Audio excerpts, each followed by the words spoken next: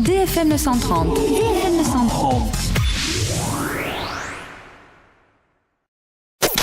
Génération Geek. Bonjour à toutes et à tous, c'est Julien et je suis très heureux de vous retrouver pour cette nouvelle chronique Génération Geek. Aujourd'hui, 3 nouvelles parties. Dans l'actu high-tech, je vous parlerai d'un vidéoprojecteur, l'Epson EH-TW5200. Pour l'actu jeu vidéo, il s'agira de Lego La Grande Aventure. Et pour finir, dans l'astuce PC de la semaine, je vous parlerai du logiciel Windows Live Movies Maker. Génération Geek.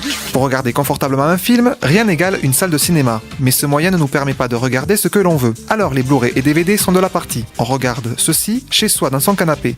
Bien que les écrans de TV LCD sont de plus en plus grands et sur certains modèles avec la 3D, la taille est bien trop petite. Pour combler ceci, il existe des vidéoprojecteurs. Epson avec son EH-TW5200 vous permet de combler cette envie cinéma, permettant de diffuser un film en 2D et 3D avec une image en Full HD et une diagonale de 3 mètres. L'image est un vrai régal pour les yeux. En vous recollant de seulement 4 mètres, vous aurez l'impression d'avoir un écran immense. Pour peu que vous ayez un kit d'enceinte home cinéma avec vous, l'ambiance d'une vraie salle sera au rendez-vous. Il ne vous manquera plus que le popcorn. Grâce à sa connectique HDMI, vous pourrez aussi faire du jeu vidéo avec console ou PC et ce vidéoprojecteur se débrouille très bien. Même sur les jeux avec des scènes rapides, l'image reste fluide et belle. Epson a réalisé en usine un très bon réglage d'image. Le mode standard, recommandé pour les jeux, se montre très bon, offrant haute luminosité tout en conservant une bonne profondeur des noirs et un taux de contraste élevé. Une performance qui permet d'utiliser le vidéoprojecteur sans que la pièce ne soit complètement plongée dans le noir. Le mode cinéma est, comme toujours, plus doux pour l'œil et donc plus adapté à la projection de films. Le taux de contraste est moins élevé, mais paradoxalement, la fidélité plus juste.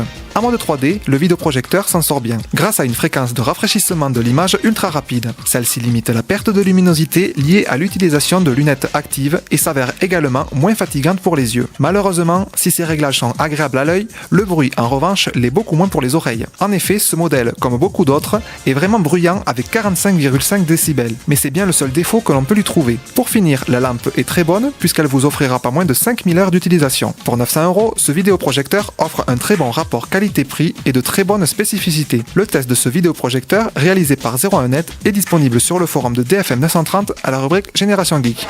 Génération Geek. Cette semaine dans l'actu jeu vidéo, je vais vous parler de Lego La Grande Aventure. Ce jeu d'action-aventure, développé par TT Games et édité par Warner Bros. Games, est sorti le 19 février 2014 sur PC et console. Dans ce monde de briques, le maléfique Lord Business s'est emparé de Kraggle, une arme permettant de coller les figurines Lego et entend bien s'en servir pour semer le chaos sur Brickbourg et l'univers tout entier. Tous les espoirs reposent sur Emmett, jeune ouvrier ordinaire, perçu par Vitrivius le sage comme le spécial, le maître constructeur qui sauvera le monde. Pour l'aider dans cette lourde tâche, Emmett pourra également compter sur Cooltag, une femme aussi mystérieuse qu'agile, mais aussi sur d'autres personnages comme Batman, Superman et bien d'autres. Ce jeu ne s'appuyant pas sur une licence de film comme Batman ou Le Seigneur des Anneaux par exemple, ce jeu d'aventure est totalement inédit. La durée de vie est courte, environ 8 heures, mais le jeu offre une forte rejouabilité. Il vous permettra de recommencer les niveaux pour obtenir tous les trésors qui vous manquent. Vous aurez par exemple un total de 100 personnages qu'il faudra débloquer au fur et à mesure de l'aventure ou à acheter avec les pièces du jeu pour pouvoir le finir à 100%.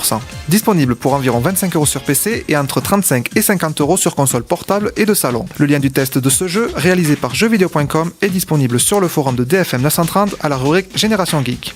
Pour l'astuce PC de la semaine, je vais vous parler du Windows Live Movies Maker 2012. Avec Windows Live Movies Maker, créez, éditez et partagez vos films personnels depuis un ordinateur ou sur Internet. Avec de simples glisser-déposer, vous assemblez les séquences de votre choix pour réaliser vos films. Effacez les passages qui ne vous plaisent pas en coupant les séquences par une sélection à la souris, ajoutez des effets de transition, des titres animés, des filtres d'affichage de type sépia ou blanc et noir, etc.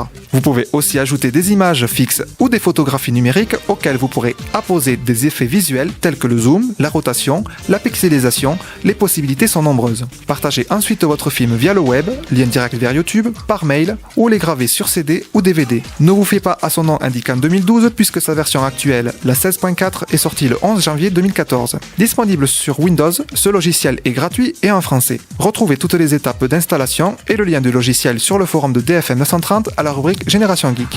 Je tiens à vous rappeler que je ne suis pas un professionnel et que je fais tout ceci par passion. Si ce logiciel ne vous convient pas, vous êtes libre de ne pas l'utiliser. Voilà, c'est tout pour aujourd'hui. Retrouvez l'intégralité de cette chronique et toutes les autres sur le forum de DFM 930 à la rubrique Génération Geek. Retrouvez aussi dès maintenant les anciennes chroniques en podcast vidéo sur le forum et la chaîne YouTube officielle, ainsi que la page Facebook de DFM 930. Je vous retrouve la semaine prochaine pour une nouvelle chronique Génération Geek.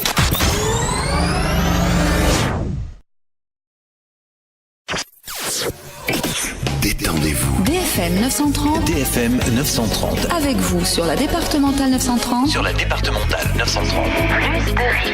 Bonne route. En musique. Bonne route.